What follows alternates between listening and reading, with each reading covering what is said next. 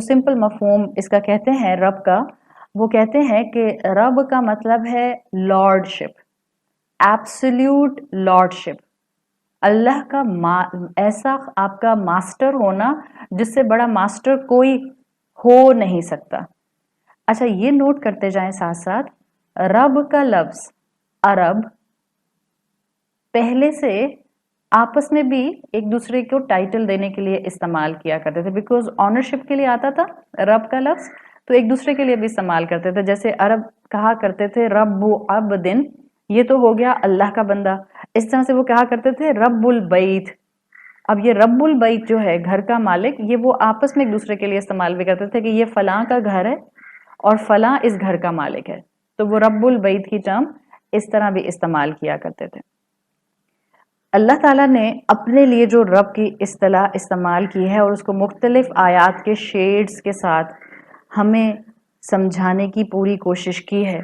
जिस दिन आप और मैं वो समझ जाएंगे ना, अगर हमें अल्लाह के और किसी नाम की समझ नहीं भी हुई, हम अपनी दुआ में या रब्बल आलमीन, या रब्बल आलमीन कह कह कर उसको पुकारेंगे।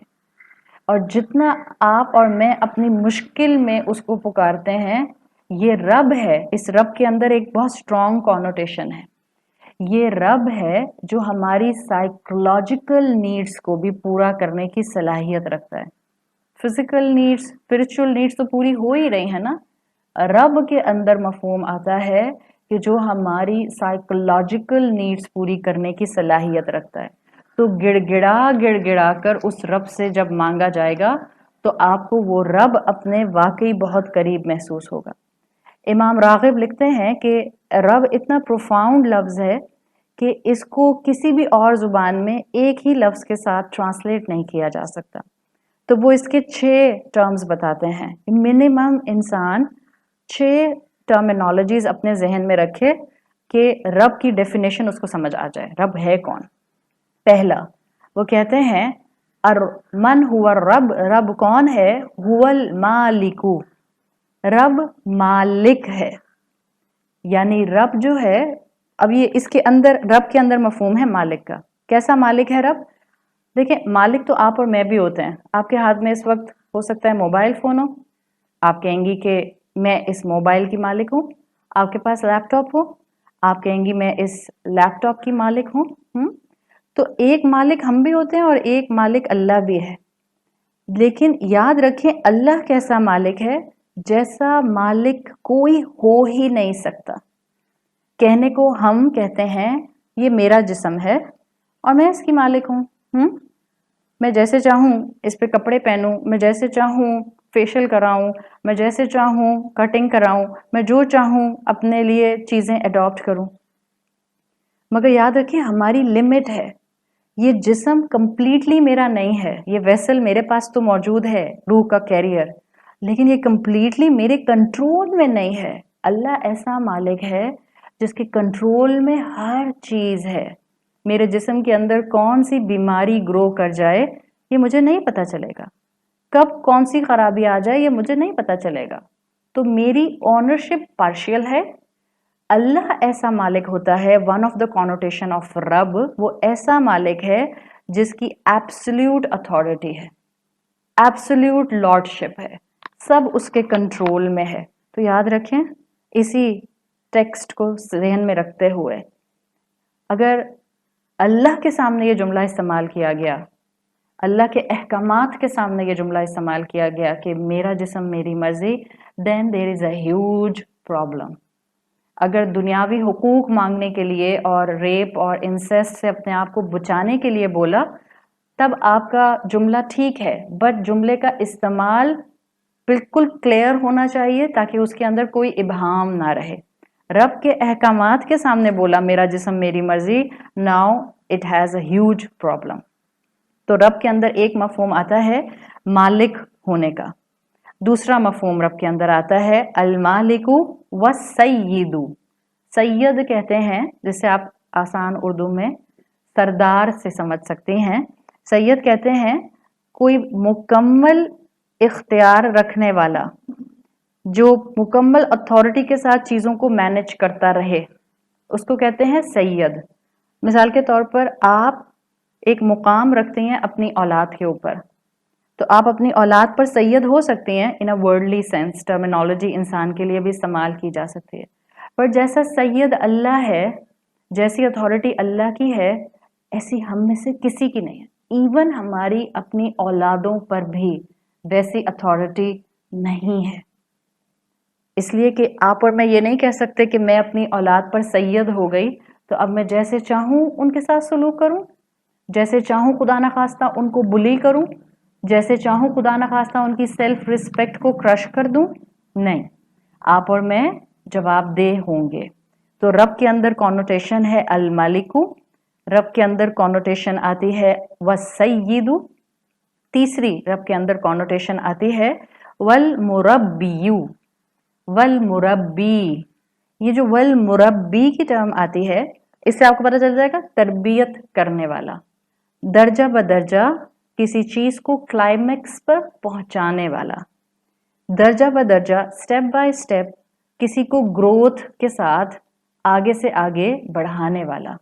اللہ مربی ہے، اللہ جانتا ہے کہ آپ کے اور میرے جسم کو کس وقت کس چیز کی ضرورت ہے، اللہ اسی حساب سے ہمارے لیے چیزوں کو مہیا کرتا جاتا ہے۔ رب کے اندر مربی ہونے کا مفہوم ہے، جب بھی کہتے ہیں چیریشر، نرشر، وہ جو کانسٹنٹلی ہماری گروتھ کے لیے ہمیں سسٹننس پرووائڈ کرتا رہتا ہے۔ تو والمالکو والسیدو والمربیو، فورتھ ون، والمرشدو، اصل مرشد تو اللہ ہے، اصل صحیح راستہ دکھانے والا، گائیڈ کرنے والا، نیکی کی طرف انکریج کرنے والا۔ آپ اور میں جب کہتے ہیں نا کہ مرشد کون ہوتا ہے، اصل میں کون ہوتا ہے، وہ جو آپ کو نیکی کی طرف انکریج کرے۔ کسی انسان کے لیے بھی آپ یہ اصطلاح استعمال کر سکتے ہیں، لیکن اصل مرشد کون ہے؟ اللہ سبحانہ و تعالی، اللہ رب العزت والجلال، اس لیے کہ وہ ہمیں صحیح ڈائریکشن دیتا ہے، وہ ہمیں صحیح راستہ دکھاتا ہے۔ والمرشد، اللہ مرشد ہے، والمالک والسید والمربی والمرشد والقیم، اللہ وہ ہے جس نے میری ایگزسٹنس کو مینٹین رکھا ہوا ہے، اللہ نے مجھے قائم رکھا ہوا ہے۔ آج آپ اور میں زندہ ہیں، آج آپ اور میں سانس لے رہے ہیں، صرف اس لیے کہ اس کی اجازت ہے، صرف اس لیے کہ اس نے میری سانسوں کا تار جوڑ کر رکھا ہوا ہے، صرف اس لیے کہ اس نے میرے لیے زندگی کی سہولیات مہیا کی ہوئی ہیں، میں صرف اس لیے زندہ ہوں۔ ایک ایک لفظ جب ہم بولیں پورے شعور کے ساتھ بولیں تو والقیم، وہ اس وقت مجھے قائم رکھے ہوئے ہے، میرے ہر رشتے کو قائم رکھے ہوئے ہے، اس دنیا کو قائم رکھے ہوئے ہے، اس سولر سسٹم کو قائم رکھے ہوئے، with the fraction of second اگر زمین اپنی آربٹ سے ہٹتی ہے there will be a huge disaster، کچھ نہیں بچے گا۔ آپ میں سے جنہوں نے میرے ساتھ پچھلی مرتبہ سورۃ الرحمن اسٹڈی کی تھی، ہم نے اس میں یونیورس کے بہت سے سیکریٹس اوپن کیے تھے in the light of Quran and Sunnah and science. تو ایک فریکشن آف سیکنڈ کے لیے بھی اگر زمین اپنے آربٹ سے اور اپنے ایکسس سے ہلے گی، ایک ڈگری بھی ہلے گی تو زمین تباہ ہو جائے گی، سولر سسٹم میں کانسٹنٹ ڈسٹربنس آ جائے گی۔ والقیم، sixth and the last one in the connotation of Rabb, you will find the meanings والمنعم، Munim انعام سے ہے، کون ہے اللہ؟ نعمتیں دینے والا، انعام دینے والا، اور یاد رکھیں اس کی دی ہوئی نعمتیں وہ آپ کا اور میرا حق نہیں ہوتا، اللہ منعم ہے۔ جب ہم کہتے ہیں نا رب العالمین، اس لیے کہ وہ منعم ہے، وہ مجھے اتنا دیتا ہے جو میں ڈیزرو نہیں کرتی ہوں، اس سے کہیں زیادہ دیتا ہے جو میں ڈیزرو نہیں کرتی، وہ میری پرسنالٹی اور میرے گناہوں اور میری شخصیت کے مطابق نہیں دیتا، وہ اپنی عطا اور اپنے خزانوں کے مطابق دیتا ہے۔ والمنعم، وہ انعام دینے والا ہے، اس کی ہر نعمت میرے لیے ایک گفٹ ہے، ایکسٹرا بونس ہے، اس کا فضل ہے، اس کی عطا ہے، یہ ہے والمنعم، وہ مجھے وہ دیتا ہے جو میں ڈیزرو بھی نہیں کرتی۔ तो ये मफहूम रब कहते हुए मेरे जहन में आए, कुल अऊज़ु बिल रब्बिन नास। जब आप बोलें तो रब से ये 6 मफहूम आपके जहन में आए, अल मालिक व सैयद वल मुरब्बी वल मुर्शद वल क़य्यिम वल मुनइम।